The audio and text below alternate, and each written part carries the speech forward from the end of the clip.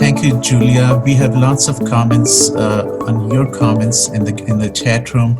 Thanks for your courage. Thanks for sharing. So we just wanted to give. There are plenty of stories, thousands of stories like this, but we wanted to give our participants and our leaders a chance to hear firsthand how the Black community and the racialized communities are experiencing systemic racism.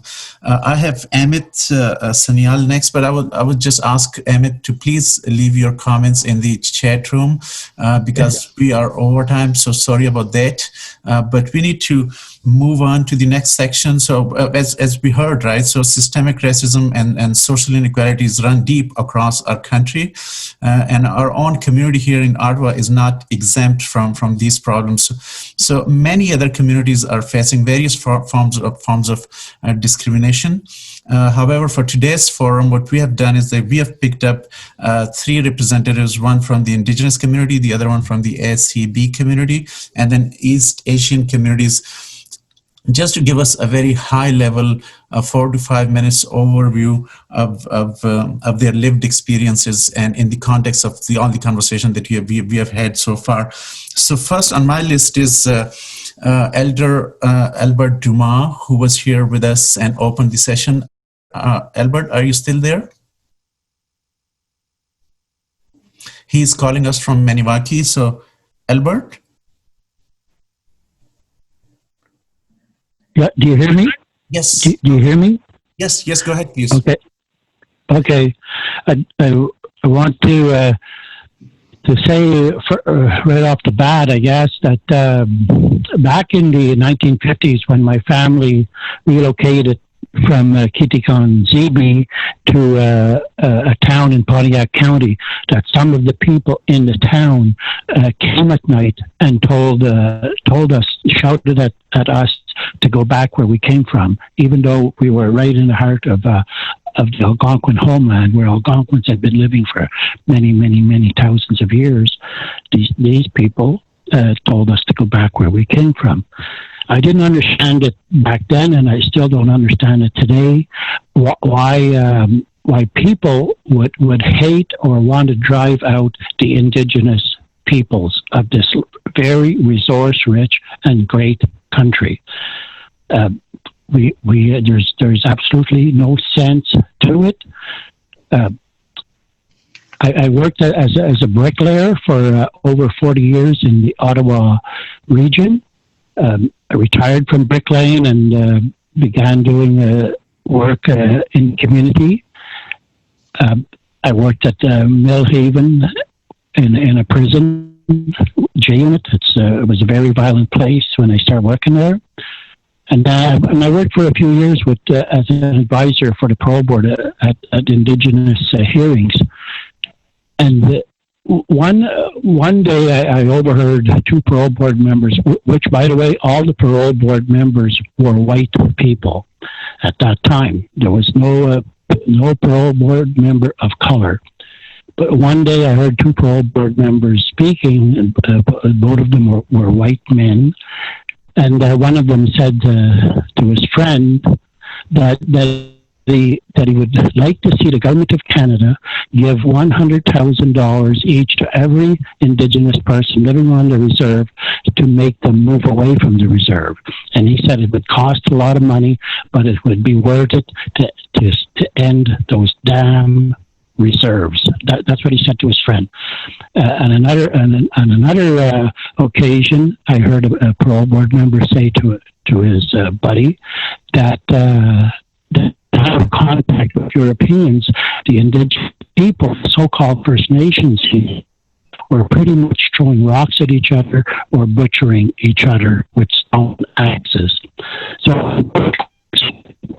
right away, I walked across the room to where we're talking, and I confronted.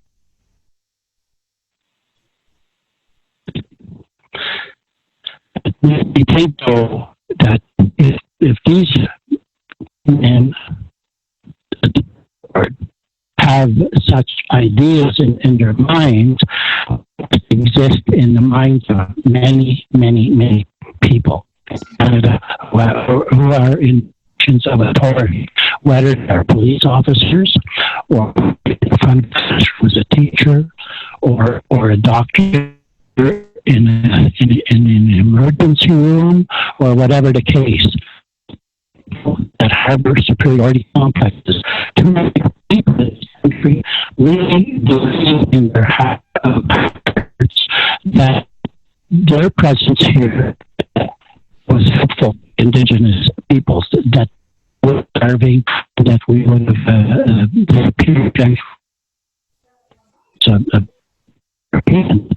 too many people in this country that white people are superior to everything. If somebody's got a lead, it should be a white person. This is something that I as a spiritual advisor and in many things that I'm involved in the community with restorative practices and sentencing circles, whatever the case. I know that if anybody Indigenous peoples in, they see us as tax, see us as useless, whatever they're thinking. I'm sorry, Albert, but we're losing your connection. Oh, I don't know. You hear me now? You're breaking, Albert. Oh.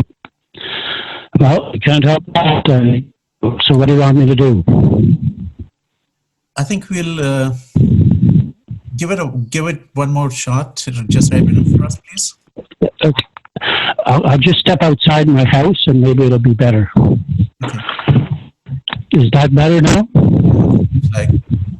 I think so. Yeah.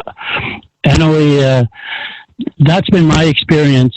It's if people in general get that idea in their minds that they are superior to somebody else who's beside them, well then they should know at that time that they need help. That's not normal thinking. We cannot, have the inner Trump alive and well in people.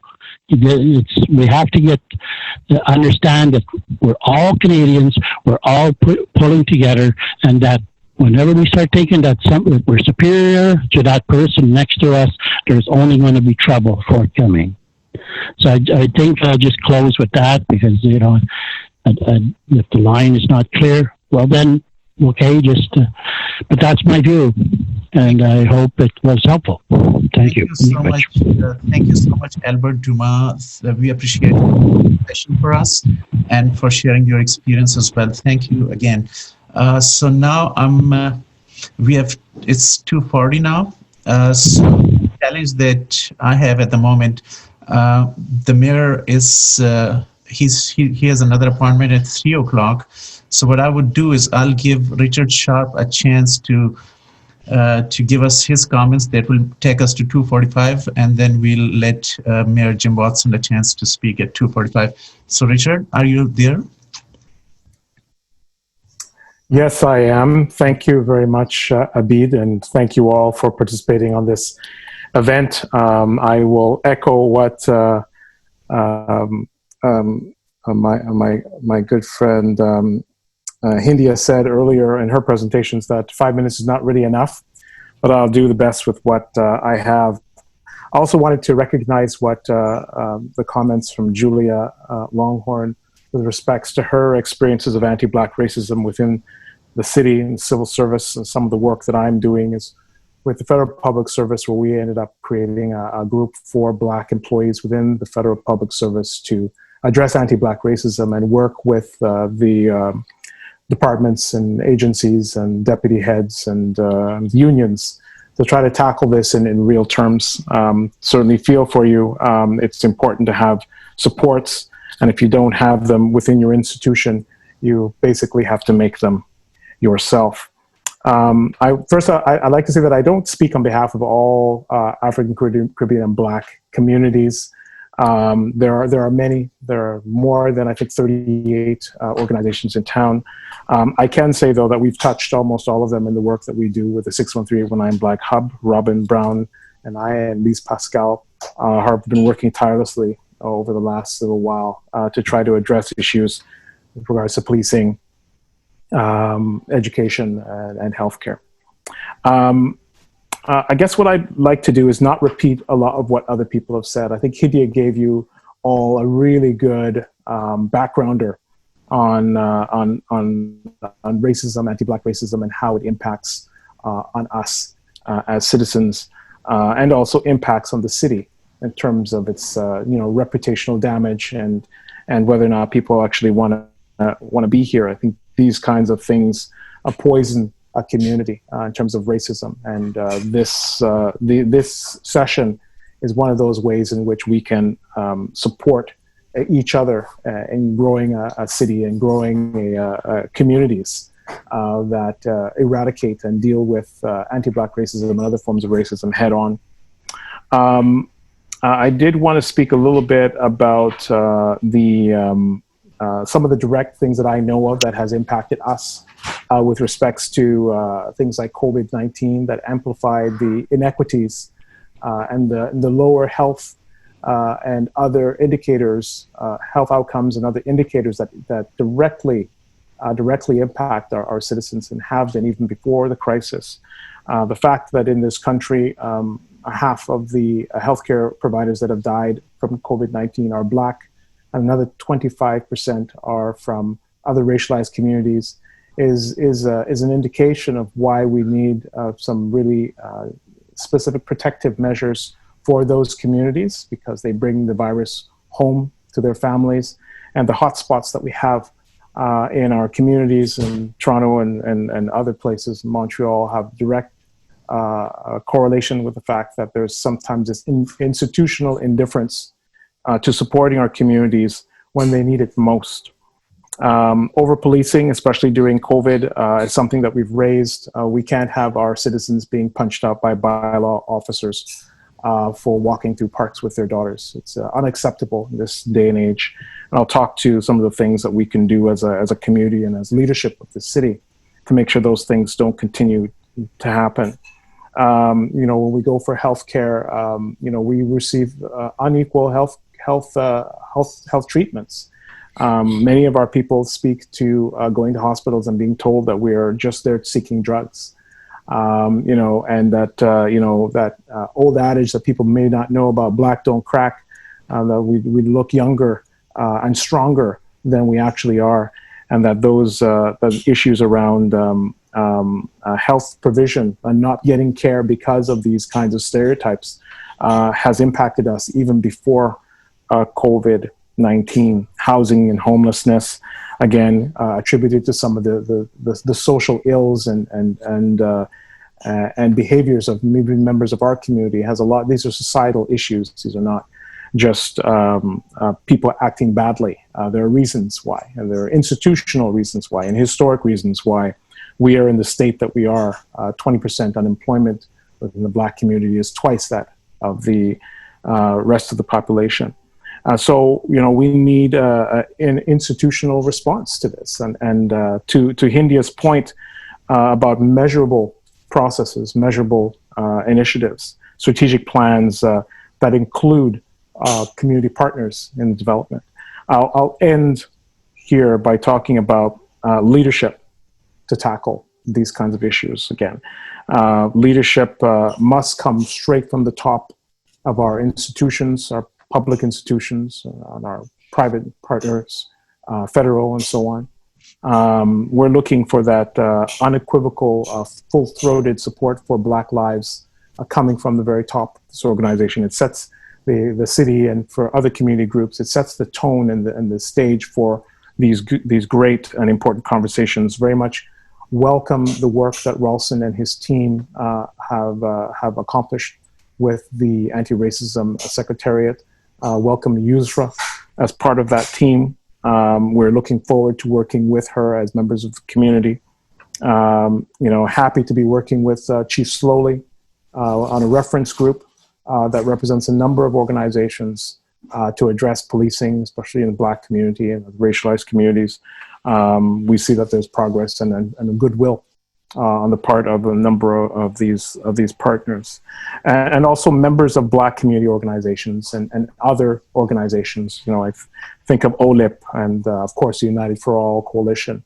These kinds of groupings force us, provide an opportunity for us to engage in meaningful work towards the change that is necessary, that must take place in this city, so that we can participate fully as full citizens.